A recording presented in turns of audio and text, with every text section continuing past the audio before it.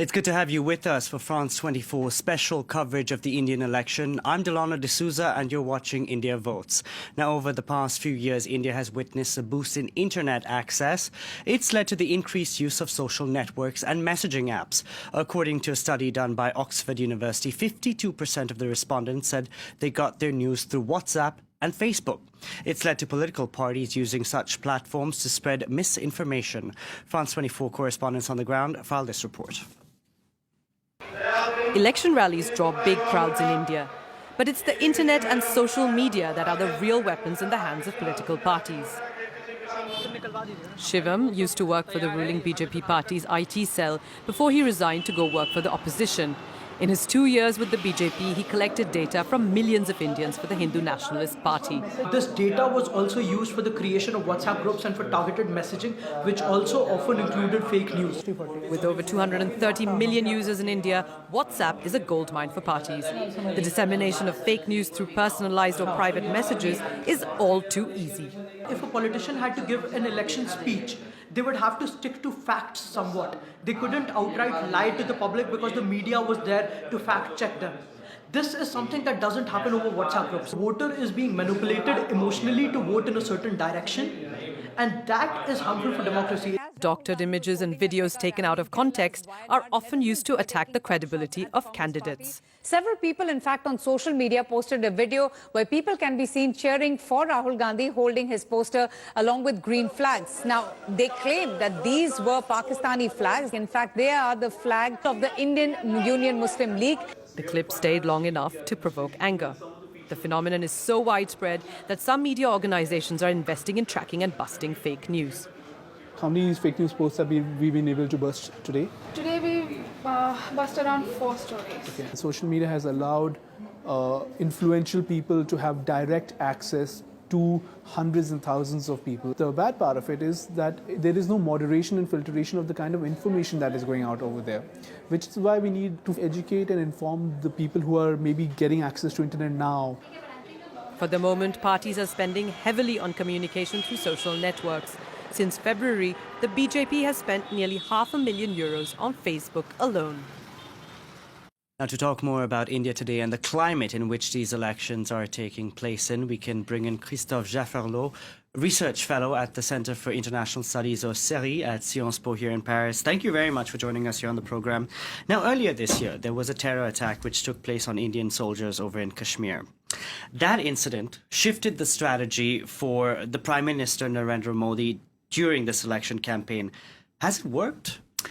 Well, it has somewhat worked, at least in the following weeks. It did work. We saw security becoming the #1 item and issue. But of course, you know, this kind of emotional issue fades away in the course of time, and people are back to the daily life. And in the daily life, jobs, access to electricity, access to water, are back in the front of their preoccupations. So today, probably this is not such a winning card as we anticipated. Okay. Now, because, you know, when Prime Minister Modi came to power back in 2014, the international community said, okay, we'll give him a second chance because this is the man who can reform India's economy. That has not happened. It has not happened. So he's not talking about the economy because of that? Well, because of that and because, well, all the economic indicators are in the red. Jobs have not been created, investment is not there, the peasantry is in a very deep crisis, and the banks are also in a very deep crisis. So wherever you look at, you don't see any achievement on the economic front. So it's not only that there was no reform, there was no sustained development in any of these directions. That's why he has replaced development by security as his main motto, and that may not be sufficient. That may not be enough. I don't know if you've had the chance to read an article in Time magazine by Ian Bremmer, where he said Modi needs a second term in office to, you know, to complete all the reforms he has pledged to do. Yeah, he should initiate the reforms first, because in 5 years we've seen... Ian Bremmer's talking... Well, you know, so many are speaking their mind. But if you look at the fact, if you look at the real achievements and real reforms, you're left with only one, the GST. Which was a brainchild of the previous administration. Exactly. It was something the UPA government wanted to implement, and the BJP opposed it, including Narendra Modi as Chief Minister of Gujarat. No, the problem is that he is not so much market-friendly as business-friendly. He's not market-oriented. And for the reformers, for the reformists at least, this is what matters.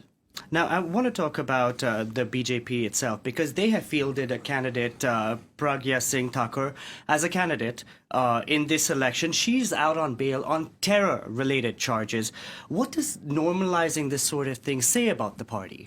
Well, it's very interesting because fringe elements, people who were really at the periphery of the BJP, have become mainstream in some ways. Interestingly, this is not something everybody is happy with within the BJP. Yesterday, she said that Ram Godse, the murderer of Mahatma Gandhi, is a patriot, and BJP leaders could not swallow that so easily, so they have objected that, no, that is her views, not our views. So you see some tension within the party, a reflection of this polarization, and the party may have a tough time to remain united in case of any setback. Now, over the past few years, we have seen this increase in Hindu nationalism over in India. It's out on full display. Do you get a sense that world leaders are willing to turn a blind eye to all of this because India is a huge economy, it has a middle class that is growing, and then we're talking about trade and stuff? That's one reason, obviously. Another reason is that there are many national populists at the helm of many countries today. So what can Mr. Trump, Mr. Netanyahu, Mr. Orban, name one country, Erdogan, the list of countries led by similar leaders is longer and longer every year. So this is another reason why you don't see any international critique. The main critiques come from the UN, multilateral institutions. Indeed, because we did have, when President Macron was in India last year, he never really mentioned the word secularism. Now, I want to ask you about the Congress Party because, Rahul Gandhi has framed this election as a choice, either between the ideology of the RSS, one of division, and one of India as a Hindu country, or one of unity. If the Congress and its allies succeed and, kick Prime Minister Narendra Modi out of a job, how can you put this nationalism away, which has been there for the past few years now? That's very challenging. And that's why Rahul Gandhi is visiting so many Hindu temples. He is also saying that he is a Paka Brahmin, full Indian and Hindu to some extent. It is showing that tactically, at least, you need to tell your majority community that you're part of the mainstream, part of the largest group in the society. Strategically, they may not behave the same way because if Congress succeeds, it will be largely because of the minority's votes. And you can't ignore your voters to that extent. So tactically, they have to be good Hindus. Practically, they have at least to give them some security, some recognition, something that is now disappearing. You know India well. You've traveled to the country. In your gut, can you sense what's going to happen next week? What's going to happen for sure is not a repeat of 2014. That said, will it be a coalition led by BJP or led by Congress? It's really difficult to say. And this is why this last week of campaigning is so violent, so tense. It's really a finish of a different kind. We had never seen this kind of finish in the past 30 years. I'm going to India for 30 years covering elections.